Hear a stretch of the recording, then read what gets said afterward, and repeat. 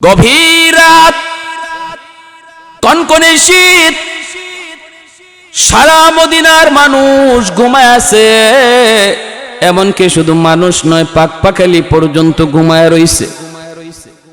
সবার চোখে ঘুম, ঘুম নাই শুধু একজনের চোখে। তিনি আর কেউ নন, তিনি অর্ধ পৃথিবীর বাদশাহ, খলিফাতুল মুসলিমিন, আমিরুল মুমিনিন হযরত ওমর।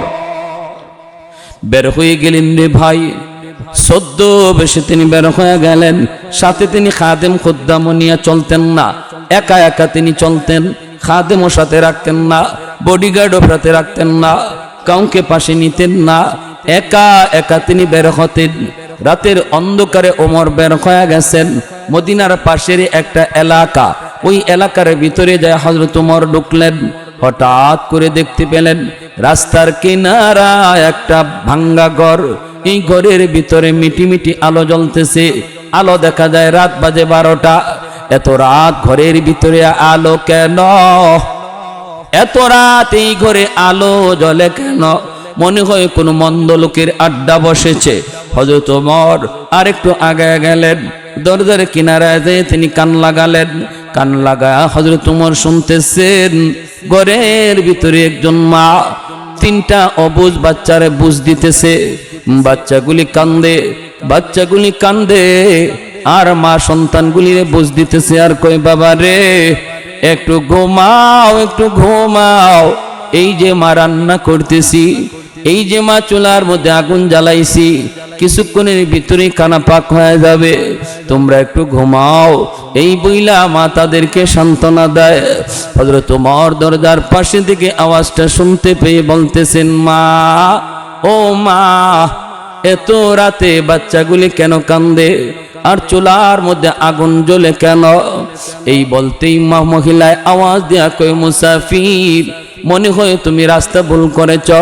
ওমর বলেন, না, আমি রাস্তা ভুল করি নাই, আমি সঠিক পথেই যাইতেছি। হঠাৎ দেখলাম ঘরের মধ্যে একটু আলো, বাচ্চাগুলির কান্না, এজন্য তোমাকে জিজ্ঞেস করি গো মা, বাচ্চাগুলি কেন কান্দে, কি জন্য কান্দে, আর চুলার মধ্যে আগুন জ্বলে কেন? মহিলায় কয়, মুসাফির, তুমি তোমার পথ ধরে চলে যাও, আমাকে তুমি প্রশ্ন করে কাঁদায়ও না গো, আমার মনের যন্ত্রণা তুমি আর বাড়ায়ও না। হযরত ওমর কই, মা গো কি হয়েছে একটু কও না। মহিলায় কয়, বাবা মুসাফির, তাহলে তুমি যখন শুনতে চাও শোনো। এই বাচ্চাগুলি হলো আমার বাচ্চা, আর আমার স্বামী আজ কয়েক বছর আগে তিনি যে শহীদ হয়ে গেছেন। আমার স্বামী রেখে যাওয়া তিনটা সন্তান আমার কাছে আমানত। এই বাচ্চাগুলি এতিম, শহীদের তিনটা বাচ্চা আল্লাহর রাস্তায় শহীদ হয়েছেন আমার স্বামী। এই শহীদের তিনটা বাচ্চা নিয়ে আমি মা বড় অসহায়। বাচ্চাগুলির আমি কি করে খাওয়াবো? বাচ্চাগুলি আজকে 3 দিন হয়ে যায়, আমি মা মাঝে মাঝে কিছু কাম কাজ কইরা তাদেরকে খাওয়াইতাম, কিছু আজকে 3 দিন হয়ে যায় আমার ঘরে খানা নাই, খানা নাই। আমার বাচ্চাগুলি অবুঝ, একটা বাচ্চা অজ্ঞান হয়ে গেছে। সন্ধ্যা থেকে তাদের কান্না আর কান্না, ক্ষুধার যন্ত্রণায় কান্না অবক দিয়ে বের হয় না। আমি সেই সন্ধ্যা থেকে চুলার মধ্যে গরম পানি জাল দিতেছি, আর আমার বাচ্চাগুলিরে আমি বুঝ দিতেছি, বাবা এই যে মা রান্না করতেছি, কিছুক্ষণের ভিতরেই রান্না হয়ে যাবে, তোমরা ঘুমাও। মূলত চুলার মধ্যে শুধু পানি আর কিছুই নাই। এই ডেগের মধ্যে, ডেকচের মধ্যে পানি ছাড়া কিছু নাই। আমি আমার স্বামীর 3টা অবুঝ বাচ্চার সাথে এরকম ভাবে ধোঁকাবাজি করতেছি, এছাড়া আমার আর কিছুই করার ছিল না। এ মুসাফির, মহিলা কান্দে আর কই, তুমি সাক্ষী থাকো, তুমি নিজে সাক্ষী থাকো। মদিনার শাসক ওমর আজকে একজন শহীদের 3টা বাচ্চা না খায়া মরার পথে, মরার পথে। আমার একটা বাচ্চার যদি কোনো ক্ষতি হয় রে মুসাফির, তুমি সাক্ষী দেখো, কিয়ামতের ময়দানে আমি আল্লাহর আদালতে উমরের গলায় গামছা লাগাইয়া টানবো। যেই মাত্র এই কথাটা ওমরের কানে আসলো, ওমরের পশমগুলো দাঁড়ায় গেল, চিন্তায় পড়ে গেলেন। কপাল ঘেমে গেছে ওমরের, আর শরীরে কাঁপ শুরু হয়ে গেছে। মালিক কয় কি? ও মালিক, আমি ওমর তো জানি না, জানি না, জানার কথাও না। আল্লাহ এত বড় মামলা বুঝি আমার বিরুদ্ধে দাঁড়াইতেছে। এমনি হযরত ওমর দরজার পাশে থেকে আওয়াজ দিয়ে কই, মা গো, তুমি যে এত কষ্টে আছো, এই খবরটা তো তুমি ওমরকে দিতে পারতা। তিনি তো বাদশাহ, তিনি কেমন করে খবর নিবে? এত খবর তো ওনার পক্ষে নেওয়া সম্ভব না, তুমিও তো খবরটা দিতে পারতা। মহিলায় কই রে, মহিলায় ডাক দেয়া কই, মুসাফির, তুমি মনে হয় আমার নবীর হাদিস জানো না? আমার নবীর হাদিস হলো জনগণের খবর নেবে বাদশাহ, বাদশাকে জনগণ খবর দিবে না। আল্লাহু আকবার, জোরে কর। আমার নবীর হাদিস বাদশাকে খবর দিবে জনগণ, বিষয়টা এমন নয়। জনগণের হালত জানবে বাদশাহ, জনগণের কোথায় কি প্রয়োজন, কোথায় কোন সমস্যা, এই খবর নেবে বাদশাহ সরকার। সরকারকে খবর দেওয়া নবীর হাদিস নয়। তাহলে তো তুমি তো মনে করো নবীর হাদিসও জানো না। এই কথা বলতে হযরত ওমরের আরো কাঁপ শুরু হয়ে গেল। মহিলা তো জানতেন কোন মহিলা না, মহিলা তো আমার নবীর হাদিসও জানে। সাথে সাথে ওমর আর দেরি করলেন না, একটা দৌড় দিলেন। মা গো, ও মা, আমি দেখি তোমার একটু উপকার করতে পারি কিনা। এই বইলা ওমর কাঁদতেছেন আর মদিনার থেকে দৌড়াইতেছেন। অর্ধ পৃথিবীর বাচ্চা ওমর চোখের পানি মুছতেছেন আর তিনি মদিনার দিকে দৌড়ান। মদিনার বাইতুল মালের সামনে আইসা তিনি ডাক দিলেন, কোথায় আমার ম্যানেজার, কোথায় আমার খাদেম খুদ্দাম, তোরা কই রে? তাড়াতাড়ি করে তোরা ঘুম থেকে উঠ, বাইতুল মালের চাবি দিয়া তোরা তালাটা কইলা দে, তাড়াতাড়ি করে তোরা বাইতুল মালের তালা খুল। আমি ওমরকে আল্লাহর আদালতে থেকে বাঁচা, আমি ওমরকে আল্লাহর আদালত থেকে বাঁচা। এই বলতেই ম্যানেজার লাভ দিয়া ঘুম থেকে উঠলো, খাদেম খুদ্দাম লাভ দিয়ে ঘুম থেকে উঠলো। ম্যানেজার যাইয়ে এসে এরকম চাবি দিয়া তালাটা করলো। হযরত ওমরের একজন খাস খাদেম ছিল আসলাম। আসলাম দৌড় দিয়া আইসা কয়, আমিরুল মুমিনিন, ঘটনা কি হয়েছে একটু কর। ওমর কয়, আসলাম, কথা কইস না, তাড়াতাড়ি একটা আটার বস্তা ওমরের মাথায় তোরা তুইলা দে। ওমরের মাথায় আটার বস্তা তুইলা দে।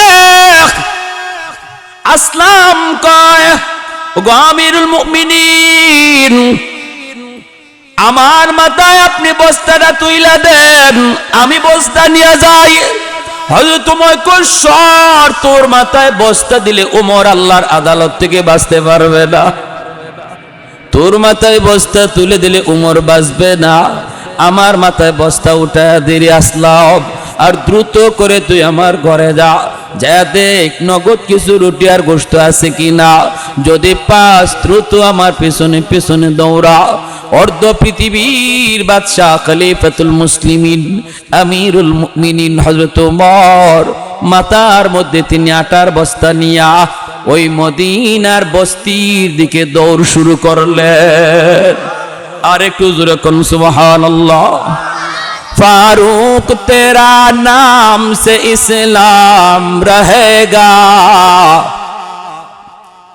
फारूक तेरा नाम से इस्लाम रहेगा, दुनिया की अदालत में तेरा नाम रहेगा, दुनिया की अदालत में तेरा नाम रहेगा, उस्मान तेरा नाम से इस्लाम रहेगा, दुनिया की सखावत में तेरा नाम रहेगा, हैदर तेरा नाम से इस्लाम रहेगा, दुनिया की शजात में तेरा नाम रहेगा, मुआविया तेरा नाम से इस्लाम रहेगा, दुनिया की सियासत में तेरा नाम रहेगा, दुनिया की सियासत में तेरा नाम रहेगा।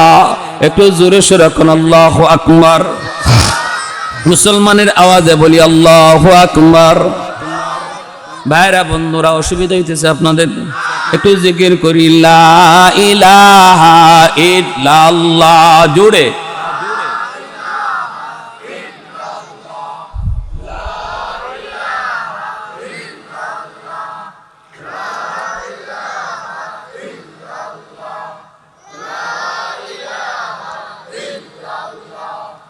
লা ইলাহা ইল্লাল্লাহ,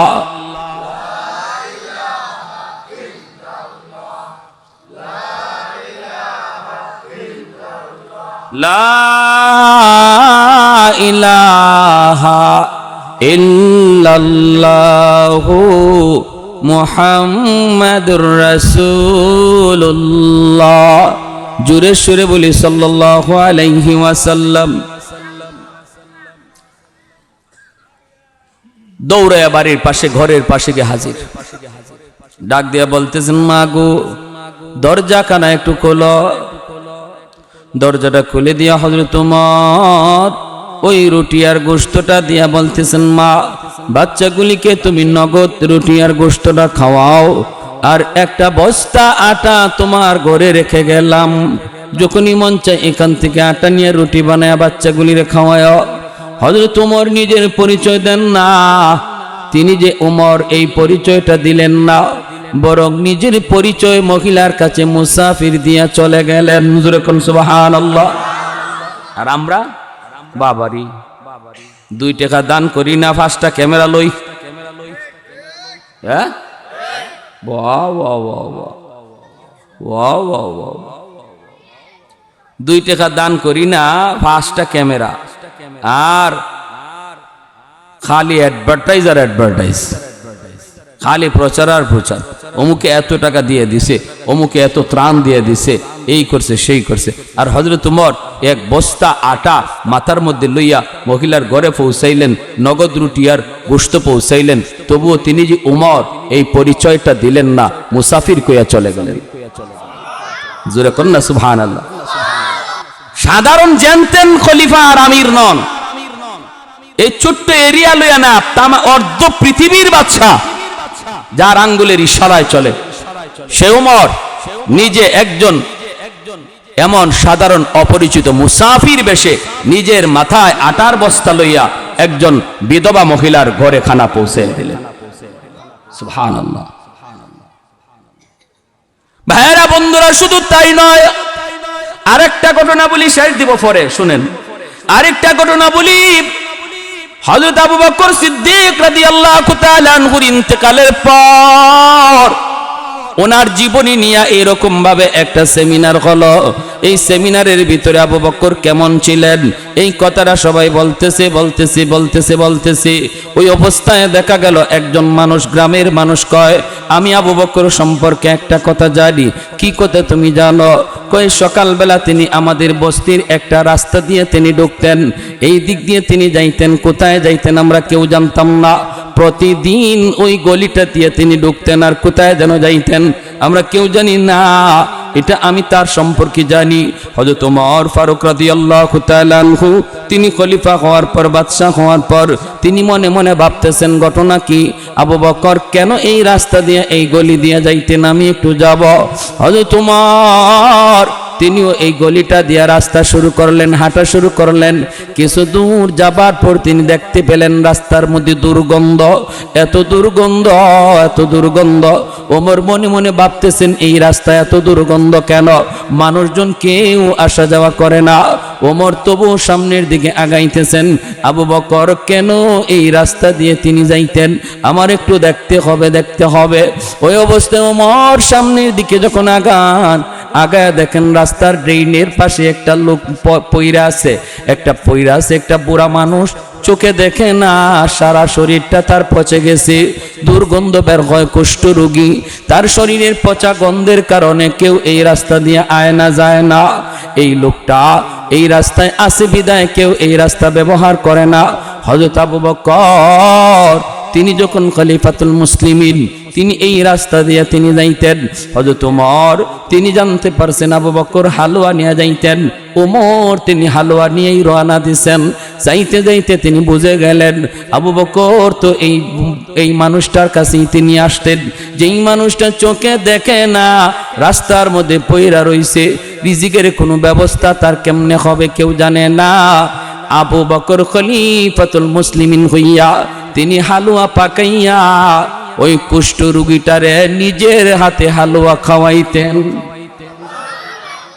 অর্ধ পৃথিবীর বাদশা ওমর তিনিও হালুয়া নিয়ে ওই মানুষটার কাছে যাইয়েই যেই মাত্র তারে হালুয়া দিতে চাইলেন, এমনি ওই অন্ধ লোকটা কুষ্ঠরোগী মানুষটা কয়, বাবা রে, আজকে একদিন 2 দিন পার হয়ে গেল, তুমি আসতেছো না, ঘটনা কি? ও বাবা, আমি তো পেটের ক্ষুধায় অস্থির হয়ে গেছি, আমি তো পেটের ক্ষুধায় অস্থির। হযরত আবু বকর তিনি তো ইন্তেকাল করেছেন, 2 দিন হয়ে গেছে। এই কুষ্ঠ রোগী জানে না, কেউ তারে খবরও দেয় না। সে মনে করছে আবু বকর তিনি আসছেন খানা নিয়া। হযরত ওমর নিজের পরিচয় দেন না। ওমরও বলতেছেন, বাবা উনি কয়েকদিন ব্যস্ত আছিলাম, ঝামেলা ছিল, এই জন্য আসতে পারি নাই, ঝামেলার কারণে আসতে পারি নাই। ঠিক আছে, আমি তোমার খানা খাওয়াইতেছি। এই বইলা যেই মাত্র তিনি হাতের মধ্যে হালুয়াটা নিয়ে তারে খাওয়াইবেন, যেই মাত্র হাতটা মাত্র মুখে দিছেন, এমনি লোকটা কয়, মিয়া তুমি আমার ওই প্রথম লোকটা না, তুমি আমার ওই লোক না, তুমি অন্য কেউ, তোমার পরিচয় দেও। কোথায় আমার সেই লোক? কোথায় আমার সেই বাবাজান? কোথায় আমার সেই বাবাজান, যেই বাবাজান আমারে খাওয়াইতো? তুমি সেই লোক না। হযরত ওমর কয়, কেমনে তুমি বুঝলা আমি সেই লোক না? কয়, কারণ হলো আমার বাবা প্রতিদিন আমারে খাওয়াইতো, হাত দিয়া না, হাত লাগাইলে পরে হাতটা আমার টুটে যখন লাগে, নখের কারণে আমার এই আক্রান্ত জায়গায় আমি ব্যথা পাইতাম। যেদিন আমি ব্যথা পাইছিলাম, এরপর থেকে সে আর হাত দিয়া খাওয়াইতো না, বরং সে মুখের মধ্যে হালুয়া লইয়া এই মুখ দিয়ে আমাকে আমার মুখে তুলায়া তুলায়া দিত। তুমি আমার সেই লোক না। ওমর সাথে সাথে চোখের পানি জড়াই আল্লাহর কদমে সিজদায় পড়ে গেলেন। ওমর কান্দের কই, মালিক আমি তোমার আবু বকরের মতো হতে পারবো না, জিন্দেগি দিয়া দিল আমি আবু বকরের দ্বারে কাছে যাইতে পারবো না। হযরত ওমর কান্দের কই, মালিক তুমি আমার নবীর সাহাবী আবু বকর রে কোন মাটি দিয়া বানাইছো গো? খলিফাতুল মুসলিমিন কইয়া নিজের মুখে হালুয়া লইয়া কুষ্ঠ রোগীরে খাওয়ায়া যায়। হযরত ওমর নিজের পরিচয় দিয়া কয়, বাবা তোমার সন্তান যে তোমার এতদিন খাওয়াইছে জানোনি সে কে? কয়, বাবা আমারে কোনোদিন পরিচয় দেয় নাই। আমি প্রতিদিন বলছি, বাবা তুমি কেডা আমারে একটু কও, একদিনও নিজের পরিচয় দেয় না। হযরত ওমর কই, তিনি আর কেউ নন, তিনি ছিলেন মদিনার বাদশা, যার নাম আবু বকর। আজ 2 দিন হয় তিনি দুনিয়ার জগৎ ছেড়ে চলে গেছে।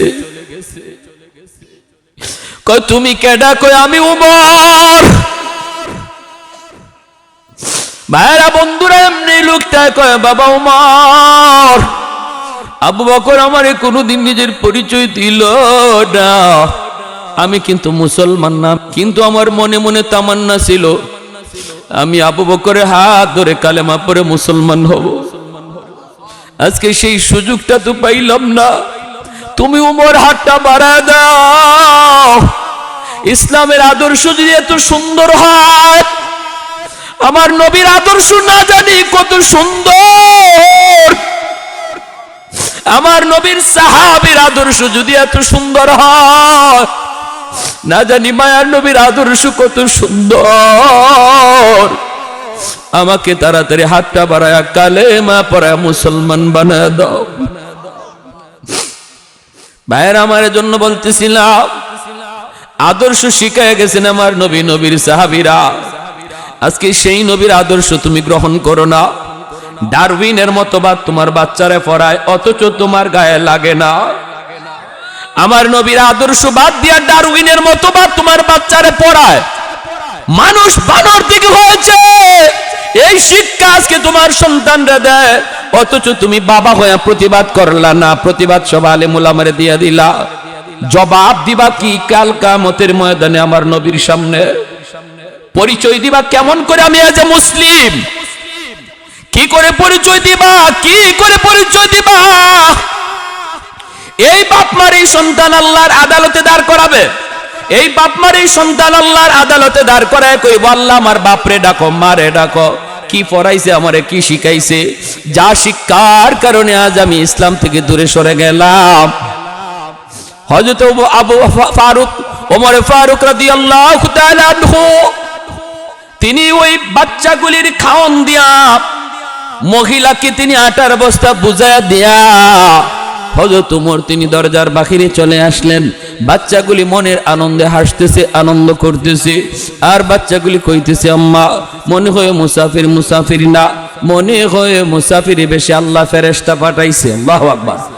মুসাফির বেটে আল্লাহ মনে হয় ফেরেশতা পাঠাইছে। মাও খুশি, বাচ্চাগুলাও খুশি। ওই অবস্থায় সবাই আনন্দে বাচ্চাগুলি খানা খায়। হযরত ওমর দরজার পাশে দাঁড়াইয়া কান লাগায় লাগায় তিনি শুনতেছেন। আসলাম ওনার খাদেম কয়, হযরত ওগো আমিরুল মুমিনিন, ওই যে দেখা যায় কিছুক্ষণ পরেই ফজরের আজান হয়ে যাবে। আজানের টাইম হয়ে গেছে। ফজরের আজান হলে পরে মসজিদে নববীর ইমামতি আপনাকে করতে হবে। আপনি যেমন অর্ধ পৃথিবীর বাদশা, তেমন আপনি মদিনার মসজিদের ইমাম। ফজরের নামাজ আপনাকে পড়াইতে হবে। অতএব চলেন, দেরি হয়ে যাইতেছে। আমিরুল মুমিনিন খলিফাতুল মুসলিমিন ওমর ডাক দিয়া বলতেছে, আসলাম একটু পরে যা, পরে যা। আমার চোখের পানি এখনো বন্ধ হয় নাই রে। এই বাচ্চাগুলির একটু হাসি আনন্দ শুনলে আমার চোখের পানিটা বন্ধ হবে। বাচ্চাগুলি খানা খায়া যখন একটু আনন্দ করে হাসি ঠাট্টা করে, হযরত ওমর মাটিতে সেজদা দিয়ে আল্লাহর শুকরিয়া আদায় করে। এরপরে তিনি বলতেছে, আসলাম চল, এইবার চল চাই মদিনার দিকে। মদিনার দিকে তিনি চলে আসলেন। মসজিদে নববীতে আজান হলো। আমিরুল মুমিনিন খলিফাতুল মুসলিমিন হযরত ওমর তিনি হলেন মদিনার মসজিদের ইমাম। ইমামতির মুসল্লায় তিনি দাঁড়ায় গেলেন। বাইরা বন্ধুরা নামাজ শেষ করলেন। মিম্বরে বসে ওমর ডাক দিয়া কয়, ও মদিনার মুসল্লিরা রে, যে যেখানে আসো বসা থাকো, কেউ তোমরা উঠবা না। আজকে তোমাদের সামনে একটা বিচার হবে। বিচার, জঘন্যতম একজন অপরাধীর বিচার হবে, তোমাদের সামনে হবে। কেউ তোমরা যাইবা না। সাহাবায়ে কেরাম মনে মনে ভাবতেছেন, আজ রাত ওমর কোথায় জানি কোন অপরাধ দেখে আসছে। জঘন্যতম অপরাধীর বিচার আজকে ওমরের আদালতে হবে। না জানি কোথায় সে রাতের বেলা কি দেখছে। হযরত ওমর মিম্বরে বসে তিনি বলতেছেন, কোতোয়ালি থানার ওসি ডাক দিলেন। ডাক দেয়া বলতেছেন, দ্রুত যাও, মদিনার পাশে একটা বস্তি, এই বস্তিতে ঢুইকা দেখবা রাস্তার কিনারা একটা ভাঙ্গাচোরা ঘর। ওই ঘরের মধ্যে যায় দেখবা তিনটা বাচ্চা, একজন মহিলা। ওই মহিলাকে যায় বলবা, ওমরের আদালতে তোমার বিরুদ্ধে মামলা, তোমাকে ওমরের আদালতে যাইতে হবে। যদি সে আসতে না চায় বলবা জোর করে আনার নির্দেশ আমি ওমরের। ভাইয়েরা বন্ধুরা, মদিনার মানুষ সাহাবায়ে কেরাম সবাই অবাক হয়ে গেলেন। পশমগুলি সবার দাঁড়ায় গেল। না জানি কেমন বড় অপরাধ ওই মহিলায় করছি। ওমরের আদালতে জানি কি বিচার হয়। সবাই যার যার জায়গায় বসা আছে। পুলিশ দ্রুত গেল এই জায়গায়, যে মহিলাকে খবর দেয়, ওমরের আদালতে তোমার বিরুদ্ধে বিচার, যেতে হবে, তোমাকে না গেলে জোর করে নেওয়া হবে। মহিলার আত্মা কেঁপে উঠল। ওমর নাম শোনা মাত্র বাচ্চাগুলি পর্যন্ত কেঁপে উঠল। কারণ ওমর ফারুক রাদিয়াল্লাহু তাআলা আনহুর নাম শুনলে ভয় পায় না এমন কোন মানুষ ছিল না। বাচ্চাগুলি পর্যন্ত ওমর নাম শুনলে ঘুমায় যাইত। আর দুষ্টামি করতো না। ওই বাচ্চাগুলি মাকে জড়ায় ধরে কান্দে আর কই, মা গো, উমরের আদালতে তোমার বিরুদ্ধে কি বিচার? মায়ও কয়, বাবারে কিছুই তো বুঝি না, কিছুই তো জানলাম না। মহিলায় কয়, আমি তো জানি না কোনো অন্যায় করছি কোনো কারণে, কোন কারণে আমার বিরুদ্ধে মামলা। পুলিশেরা কয়, আমরা এত কিছু বুঝি না, এত কিছু জানিও না, বরং খলিফার নিজের অর্ডার তোমাকে নিয়ে যাওয়ার জন্য। মহিলা ভয়ে কাঁপে। যেই বাচ্চা দুইটা হাঁটতে পারে এই বাচ্চাগুলিও মাকে জড়ায় কয়, মা গো, ও মা, তুমি যে রাতের অন্ধকারে মুসাফিরের সামনে বলছিলা উমরের গলায় গামছা লাগাইবা, আল্লাহর আদালতে মনে হয় ওই মুসাফির যায়া উমরকে সব বইলা দিছে গো মা, মনে হয় মুসাফির গিয়া উমরকে বইলা দিছে। মুসাফির আমাদেরকে খানা খাওয়াইছে ভালো কথা, কিন্তু এই কথা শুনাইয়া কত বড় বিপদে ফালাইছে। মহিলায় কয়, ঠিক আছে, আমাকে টানাটানি করা লাগবে না, জোর জবরদস্তি করতে হবে না, আমি নিজের ইচ্ছায় যাব। এই বইলা মহিলা রওনা দিয়া দিল। দুইটা বাচ্চা মার দুই দিকে ধরা, দুধের বাচ্চাটা মায়ের কোলে। এই অবস্থায় মহিলা মদিনার দিকে রওনা দেয়। কলিজাটা কাঁপতেছে। মহিলা আল্লাহর কাছে কান্দে আর কয়, মালিক, জীবনে কোনোদিন অপরাধ করি নাই, কোনো অন্যায় করি নাই, আজকে ওমরের আদালতে আমার বিরুদ্ধে মামলা। ও মালিক, আমার স্বামীর শাহাদত যদি তোমার দরবারে কবুল হয়ে থাকে, আমার স্বামীর খাতিরে আমার ইজ্জত তুমি রক্ষা কইরো। আমার স্বামীর তিনটে এতিম বাচ্চার মুখের দিকে তাকাইয়া আল্লাহ তুমি আমার ইজ্জতটা আজকে রক্ষা কইরো। আমার তিনটে অবুঝ বাচ্চা যদি মাকে হারায়, এরা কারে নিয়ে বাঁচবে?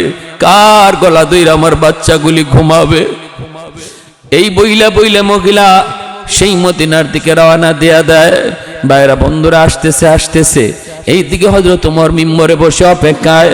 মদিনার মসজিদে যেই মাত্র ঢুকবে, ওমর দেখে ফেলছেন দরজার পাশে, হাত দিয়ে ইশারা দিয়া বলেন, মাঝখান দিয়া রাস্তা করে দাও, তোমরা মাঝখান দিয়া রাস্তা করে দাও। মহিলা গেটের ভিতরে ঢুকেই ঝাপসা ঝাপসা তাকায় দেখে মিম্বরে যেই মানুষটাকে বসা দেখা যায়, ইনি তো অবশ্যই ওমর, ইনি তো অবশ্যই আমিরুল মুমিনিন, কিন্তু চেহারাটা গত রাতের মুসাফিরের মতো। ভয় অন্তরা আত্মা কাইপা উঠল। মহিলা আরো ভয় পেয়ে গেল। হায়, আমি গত রাত যারে মুসাফির মনে কইরা ওমরকে গালি দিয়েছিলাম, ওমরের ব্যাপারে মামলার কথা বলেছিলাম, ইনি তো মুসাফির না, ইনি তো ওমর। তাহলে ওমরকেই বুঝি আমি এত শক্ত কথা বলছি? না জানি গো মালিক, আজকে আমার গর্দান যায় বুঝি, আজ বুঝি আমার কি শাস্তি হয়, কি শাস্তি হয়। ওমর এত গরম, এত গরম। মহিলা ভয়ে ভয়ে মসজিদের দিকে ঢুকতেছে।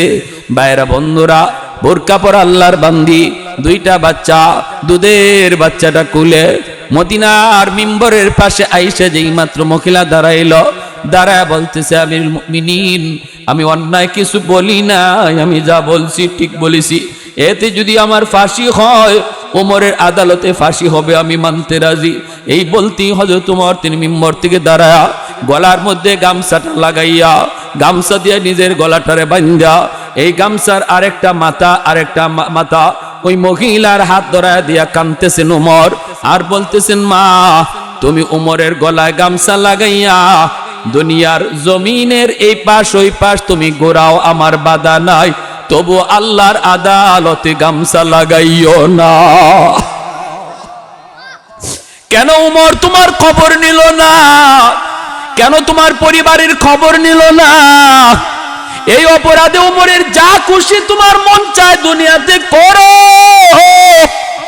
আমি ওমর বাধা দেব না। আমি নিজেই গলায় গামছা লাগাই দিলাম, তবু আমার মালিকের আদালতে আমারে তুমি ধরা খাও না। কারণ আমি ওমর এমনি আমার মালিকরে বুঝ দিতে পারবো না। কেন আমার কাঁধে এত বড় দায়িত্ব আল্লাহ আমারে দিল?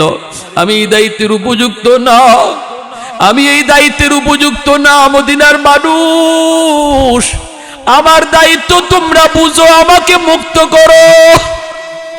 আমাকে মুক্ত করো। দুনিয়ার মাত্র 60-70 বছরের হায়াতের জীবনের এই দায়িত্ব, এই বোঝা মাথায় লইয়া আমি এত বড় আল্লাহর আদালতে হাজিরা দিতে চাই না। আমারে বাঁচাও, আমারে বাঁচাও। আর আমার ইন্তেকালের পর আমার পরিবারের কাউরে তোমরা এই দায়িত্ব দিও না, এই দায়িত্ব দিও না। ভাইরা বন্ধুরা, মহিলার সাথে সাথে মাটিতে পইরা আল্লাহর কদমে সেজদা দেখো, মালিক এইবার বুঝে আসছে কেন তোমার হাবিব বলেছিলেন আমি নবীর পরে যদি কেউ নবী হতো হতো সে উমর। আরে কুজুরে কোন সুবহানাল্লাহ। এজন্য আমার ভাইরা, দায়িত্ব এত বড় জিনিস, এই দায়িত্বের ভিতরে অবহেলা করবেন না। বাপ মার বহুত বড় দায়িত্ব সন্তানের ব্যাপারে। যে উমরের কোনো মূল্য ছিল না, উটের রাখাল ছিলেন, উটের রাখাল, উটের পিছনে দাঁড়ায় থাকতেন, উটের পিছনে দাঁড়ায় থাকতেন সূর্যের আলো থেকে বাঁচার জন্য মরুভূমিতে উটের ছায়ার মধ্যে তিনি দাঁড়ায় থাকতেন। উটে এরকম ভাবে গোবর প্রস্রাব করলে মাথার মধ্যে পড়ত। সেই উমরের কোনো মূল্য ছিল না। উমর যখন মদিনার বাদশাহ হলেন, একদিন ওই ময়দান দিয়া তিনি যাইতেছেন সাহাবায়ে কেরাম লইয়া। ওই ময়দানের দিকে তাকায়া উমর চোখের পানি জড়ায় কান্দে। সাহাবীরা কে উমর কেন কান্দ? উমর বলতেছে আমি একদিন এই মাঠে উটের রাখাল ছিলাম, আমার নবীর সংস্পর্শে আসার দ্বারা আজ আল্লাহ আমাকে মদিনার বাদশাহ বানায় দিছে। এত দামি, এত দামি, এত দামি আল্লাহ আমাকে বানাইছে। আমার নবী রহমতের নবীর সাথে এত আত্মার সম্পর্ক তৈরি হয়ে গেছিল রে আমার ভাই। মায়ার নবী রাতের বেলা স্বপ্ন যুগে কার সাথে দেখা করেন? উমর এই খবরও রাখতেন। সুবহানাল্লাহ। আল্লাহর নবী আজ রাত কারে কারে স্বপ্নে দেখা দিয়েছেন এই খবর উমর জানতেন। কি বুঝলেন? হযরত আলী রাদিয়াল্লাহু তাআলা আনহু তিনি একদিন মসজিদে ঘুমাইছেন, স্বপ্ন যুগে দেখতেছেন আল্লাহর নবীর পাশে বসা, নবীজিকে নিয়ে সাহাবায়ে কেরাম আরো অনেকেই বসা, হযরত আলীও বসা। হযরত আলীর সাথে নবীর সম্পর্ক কি? জামাই শ্বশুর, জানেননি এটা? তো পাশে বসা নবীজির কাছে এক মহিলা খেজুর নিয়ে আইছে, বাগানের প্রথম খেজুর। আইসা বলতেছে নবী গো, আমার বাগানের প্রথম খেজুর, আমার মন চায় এই খেজুরগুলি আপনি আপনার সাহাবায়ে কেরামের মাঝে বন্টন করে দেন। আল্লাহর নবী সাহাবায়ে কেরাম সবাইকে দিতেছেন 4টা 5টা করে। হযরত আলীর কাছে আইসাই নবী দিয়েছেন একটা। হযরত আলী কোনো কথা বলেন নাই, মনে মনে ভাবতেছেন আইরে নবী আমারে একটা দিলেন কেন? আমার যদি 4-5টা দিতেন তাহলে আমার হাসান হুসাইনকে দিতে পারতাম, ফাতেমারও দিতে পারতাম। নবী আমারে দিলেন একটা, হইলনি তো কিছু তো আর কওয়া যায় না, কারণ শ্বশুর আবার রহমতের নবী, কোনো কথা কইলেন না, চুপচাপ। এই খেজুরটা নিয়া তিনি মুখে দিয়ে দিয়েছেন একটাই, যখন এটা আর হাসান হুসাইনকে দিবেন কি নিজেই খাই লিছেন, মুখে দিয়ে দিয়েছেন। ফজরে আজান হয়ে গেছে, হযরত আলীর ঘুম ভাঙছে। হযরত আলী বলেন আজানের লগে লগে আমার যেই মাত্র ঘুম ভাঙছে তখন আমি দেখি আমার মুখে খেজুর এখনো আছে। স্বপ্নে খাওয়া খেজুর ঘুম থেকে জাগিয়ে দেখি আমার মুখে আছে। এই আজানের পরে আমি মসজিদে নববীতে গেলাম, ফজরের নামাজ পড়লাম। নামাজ পড়েন হযরত ওমর, তিনি খলিফাতুল মুসলিমিন, তিনি ইমাম। যিনি বাদশাহ তিনি ইমাম, যিনি বাদশাহ তিনি ইমাম। নামাজ পড়াইলেন মদিনার মসজিদে মিম্বরে, আমাদেরকে নিয়ে এইভাবে গুল হয়ে বসলেন। ফজরের পরে হঠাৎ করে দেখি ওই স্বপ্নে দেখা এক বুড়া মহিলার মতোই এক মহিলা লাঠিতে ভর দিয়া খেজুর লইয়া হযরত ওমরের সামনে আইছে। আমার স্বপ্নের কথা মনে পড়ে গেছে, কই না আমি আজ রাত তো স্বপ্নে আমি এটাই দেখলাম। তো এই মহিলা ঘটনা কি? তো আইসাই বলতেছে খলিফাতুল মুসলিমিন, আমার বাগানের প্রথম ফসল, মন চায় নবীর সাহাবীদেরকে নিয়ে আপনি প্রথম ফসলটা খাবেন। তো হযরত ওমর থলিটা হাতে নিছেন, নিয়ে সবাইরে 4টা 5টা করে দিতেছেন। আমি আলীর দ্বারা আইয়েই একটা দিছেন। কথা বুঝেন না আপনারা? আমার সিলেটি মানুষ তো, সিলেটি ভাষা বুঝতে অসুবিধা হয় না তো? আমার লিটন ভাই খুব মহব্বতের মানুষ, আপনাদের কৃতি সন্তান, কয়েকবার আমার বাসায় পর্যন্ত গেছেন মাহফিলের জন্য।